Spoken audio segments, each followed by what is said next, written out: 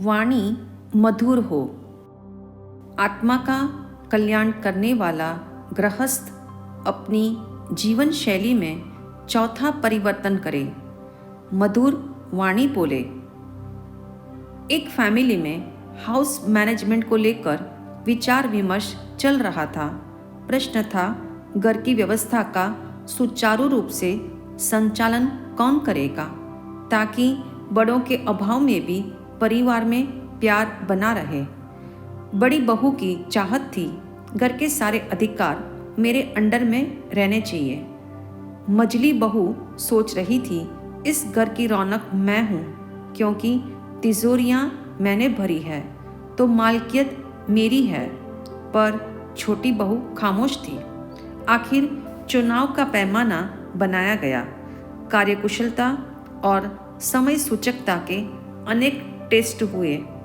अंतिम टेस्ट में एक प्रश्न पूछा गया, दूर दूर तक किसकी आवाज़ सुनती है?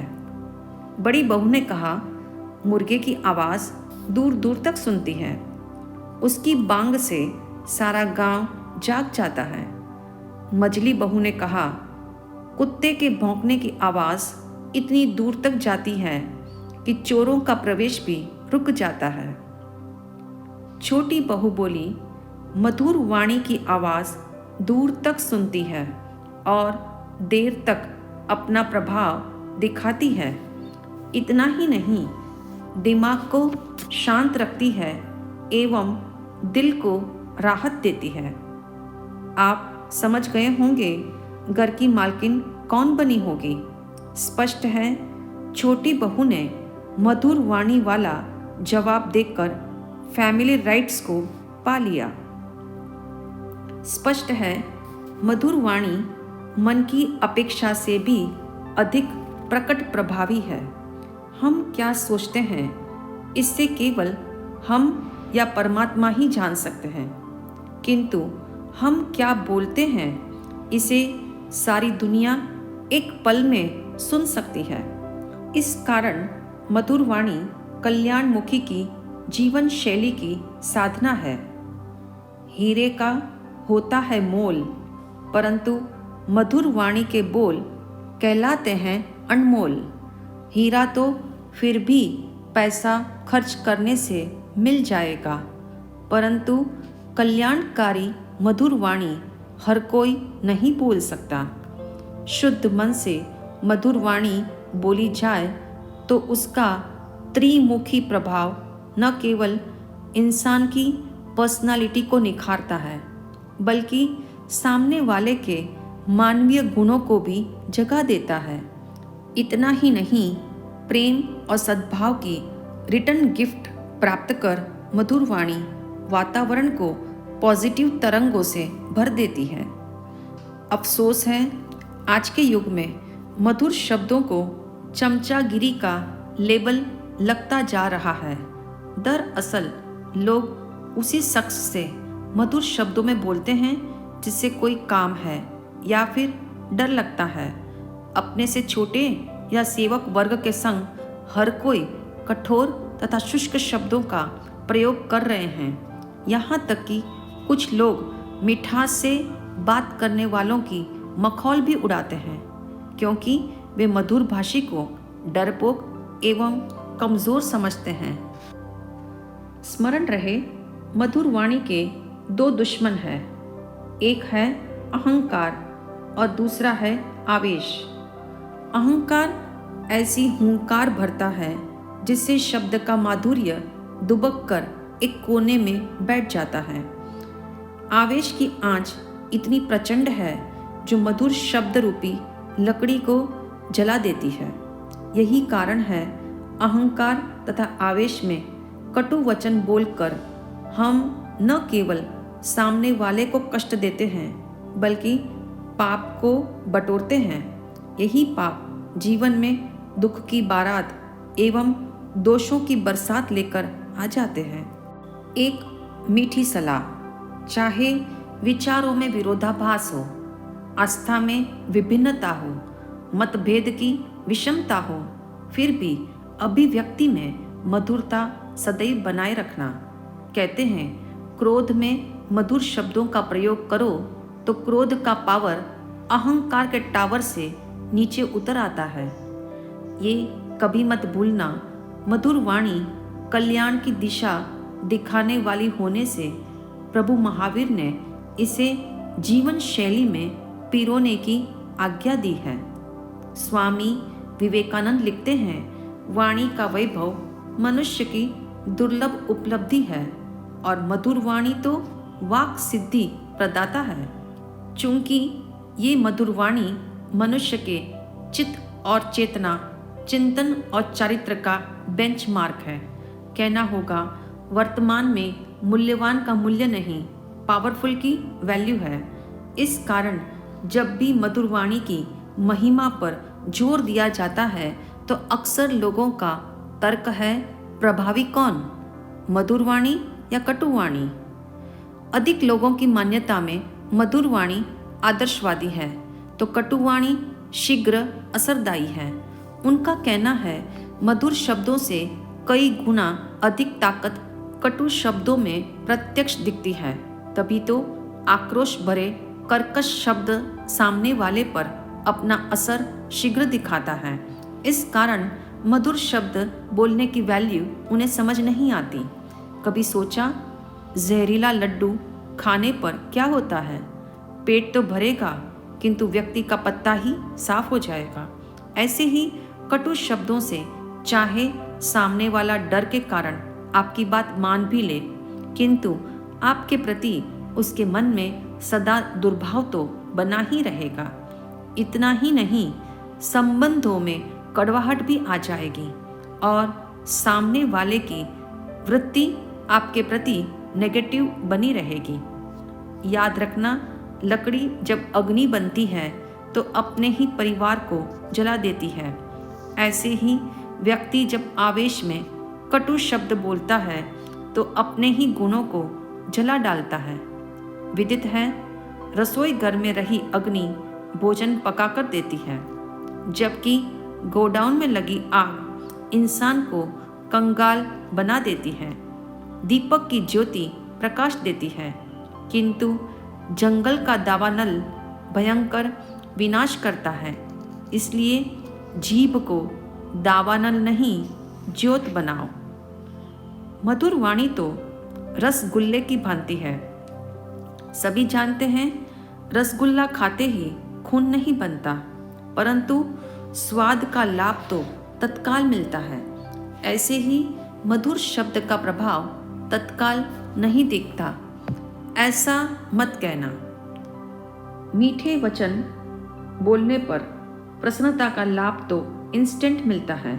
इतना ही नहीं, सामने वाले की विचारधारा को भी बदल देता है। स्पष्ट है, कटु वाणी आग की तरह भड़कती और भड़काती है तो मधुर वाणी पानी का कार्य करती है। कटु वाणी कटुता की फैमिली को बढ़ाती है तो मधुर वाणी मधुरता की फैमिली को बढ़ाती है और कटुता की अग्नि को शांत भी करती है। तो मधुर वाणी मधुरता की फैमिली को बढ़ाती है और कटुता की आग को भी शांत करती है। मधुर वाणी की फैमिली एम में मृदुता, मैत्री, मांगल्य और मुस्कान है। कटु वाणी की फैमिली के में कलह, कर्कशता, कटाक्ष और कुटिलता है। जिसके जीवन घट में मधुरता की फैमिली का प्रवेश हो जाता है, उसकी जीने की पद्धति कल्याणमुखी बन जाती है। फलतः वह कटुता का जवाब भी प्रसन्नता से दे पाता है। चूंकि जहाँ मृदुता है वहाँ कलह के पैर टिक नहीं सकते। मैत्री के आगे कुटिलता की चाल फेल हो जाती है। मंगल कामना के प्रवाह में कर्कशता का मैल बह जाता है और मुस्कान के आगे कटाक्ष की क्या बिसात। यूं मधुर वाणी की फैमिली का प्रवेश कटु वाणी के परिवार को विदा कर देता है। हालांकि कटु शब्दों का उत्तर मधुर वाणी में देना एक साधना है जो अत्यंत दुष्कर है। तथापि ये मत भूलना, कटुता का उत्तर कटुता से देना रिएक्शन है। कटुता का उत्तर मधुरता से देना रिवॉल्यूशन है। रिएक्शन में तनाव, उबाल, उद्वेग, वैर एवं शत्रुता है, परंतु रिवॉल्यूशन में शांति, प्रसन्नता, मित्रता, वात्सल्य और संवेदना है। पशु जगत में सर्वत्र प्रतिक्रिया मिलती है, क्योंकि रिएक्शन पशु प्रवृत्ति है। एक बैल दूसरे बैल को सींग मारता है, कुत्ता कुत्ते को काटता है, गधा गधे को लात मारता है। पशु से क्रांति की अपेक्षा रखना व्यर्थ है, किंतु मनुष्य क्रांति न करे तो पशु में और उसमें क्या अंतर रह जाएगा। इसीलिए नीतिकारों ने संसार रूपी कटु वृक्ष के 2 अमृत फलों का अधिकारी सिर्फ मनुष्य को बताया। एक है सुसंगति और दूसरा है मधुर संभाषण। ये 2 अमृत फल पशु को नहीं मिलते। इन फलों को सुरक्षित रखना और इसका सदप्रयोग करना रिवॉल्यूशन है। राजस्थान में 2 भाइयों के पास एक जैसे खेत है, साधन एक समान है, सामग्री एक समान है, जल के स्रोत एक जैसे हैं और कर्मचारी की संख्या में भी कोई फर्क नहीं है। यहाँ तक कि दोनों भाई परस्पर सलाह करके हर कार्य करते हैं, फिर भी बड़े भाई के खेत में जितनी पैदाइश होती है उतनी छोटे भाई के खेत में नहीं होती। इनपुट समान किंतु आउटपुट में अंतर हो तो प्रश्न उभरना स्वाभाविक है। आखिर छोटे भाई ने पूछ ही लिया, तब बड़े भाई ने रहस्य की बात बताई। सवाल साधन का नहीं स्वर का है, मेहनत का नहीं वचन का है, कर्मचारियों का नहीं शब्दों का है। तुम प्रतिदिन अपने कर्मचारियों को आदेश देते हो, जाओ खेत जोतो। मैं अपने कर्मचारियों को आह्वान देता हूँ, आओ हम खेत जोतें। आदेश में आज्ञा है, आओ में आदर है। आदेश में हुक्म है, आओ में हिदायत है। कुल मिलाकर आदेश में कठोरता है, परंतु आओ में मधुरता है। आओ में सब अपनी तरफ आता है, जाओ में सब जुदा हो जाता है। जीवन के हर क्षेत्र को आज चेक कर लो। जहाँ लक्ष्य, मेहनत, साधन एवं भावना समान होने पर भी रिजल्ट में फर्क हो तो एक बार शब्दों को जांच लेना वे कौन सी फैमिली के हैं। इसीलिए प्रतिदिन अपनी जिह्वा की जांच करो। क्या मेरे शब्द कठोर थे? क्या मेरा स्वर तीखा था? क्या मेरे वचन व्यंग्यात्मक थे? क्या मेरे वार्तालाप में रूखापन था? क्या मेरी कहने की स्टाइल असभ्य थी? क्या मेरी आवाज़ में करारापन था? ऐसी चेकिंग करने का अभ्यास सध जाए तो वाणी की कटुता कंट्रोल में रहेगी। ऋषि मुनियों के अनुसार वाणी का सबसे बड़ा दोष कटुता है। कुछ लोग कहते हैं सत्य सदा कड़वा होता है, किंतु जिन वाणी कहती है सत्य को भी मिठास में घोल कर बोलो ताकि वह प्रिय हो जाए। कड़वा चिरायता भी चीनी में घोल कर पीने लायक हो जाता है। सत्यता के साथ मधुरता का अनन्य संबंध है, तभी तो कटु सत्य भी सबके लिए सुपाच्य बनता है। अन्यथा सुनने वाले का दिल टूट जाएगा और सुनाने वाले के दुश्मन तैयार हो जाएंगे। मधुर वाणी के संदर्भ में 4 प्रकार के मंतव्य हैं, इसलिए संसार में 4 टाइप के लोग दिखाई देते हैं। टाइप नंबर 1, मीठा नहीं बोलते तो कटु भी नहीं बोलते। टाइप नंबर 2, कटु बोलना तो नहीं चाहते फिर भी बोल लेते हैं। टाइप नंबर 3, सामने वाले को सुधारने हेतु जानबूझकर कटु बोलते हैं। टाइप नंबर 4, कटु बात को मधुर शब्दों में बोलते हैं। चाहे जो भी हो, किंतु ये बात सच है मधुर वाणी का सर्वांगीण लाभ एक साथ नहीं दिखाई देता, इसका मतलब यह नहीं कि उसका बहिष्कार किया जाए। मान लो मीठे वचन बोलने से आपकी पेमेंट नहीं आ सकी, परंतु वैर विरोध तो नहीं हुआ, भय और आक्रमण का वातावरण तो नहीं बना। ये भी तो गुणात्मक लाभ है।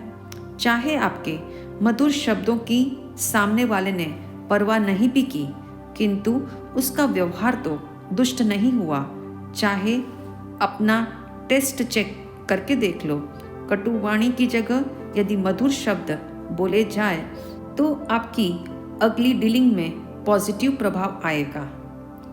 शब्दों का प्रयोग विवेक के साथ करने के लिए वाणी के वैभव को सोच सोच कर बाहर निकालना। किसी धनी के पास विपुल संपत्ति होने का यह तो अर्थ नहीं कि वह रास्ते पर जहाँ तहाँ नोटों को फेंकता फिरे। यदि ऐसा करे तो वह किडनैप हो जाएगा या फिर कंगाल हो जाएगा। एक समझदार पहलवान अपनी ताकत को दीवार पर या पत्थर पर नहीं आजमाता। इसी तर्ज पर मनुष्य के पास शब्दकोश एवं शब्द शक्ति अधिक है, इसका अर्थ ये तो नहीं कि वह कटु, कठोर और कर्कश शब्द बोले। कहा भी है, 1 घंटे की खुशी चाहिए तो जहाँ बैठे हो वहाँ एक झपकी लो। 1 दिन की खुशी चाहिए तो काम से छुट्टी लेकर पिकनिक मनाने चले जाओ। 1 सप्ताह की खुशी चाहिए तो हिल स्टेशन पर घूमने जाओ। 1 साल की खुशी चाहिए तो किसी अमीर के घर गोद चले जाओ। परंतु जीवन भर की खुशी चाहिए तो वाणी को मधुर बना लो। आइए प्रतिदिन स्वयं को ट्रेनिंग देने के लिए एक टिप की प्रैक्टिस करें। जिस दिन मीठा बोलने से चूक जाओ, उस दिन जिह्वा को मीठा मत खिलाओ।